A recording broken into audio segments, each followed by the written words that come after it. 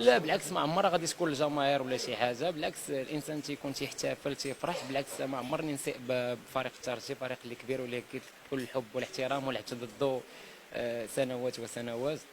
اليوم تبارك الله الجماهير ساندت الفريق ديالها حتى لاخر دقيقه. مشكورين اللعابه ديال الترجي على المقابله اللي قدموا.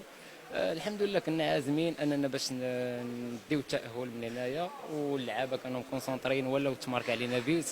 الهدف ديالنا كان الكبير هو اننا نبقاو في ارضيه الملعب تاكتيكمون واقفين مزيان، داكشي اللي تحت لينا، وفي اخر المطاف تاهلنا.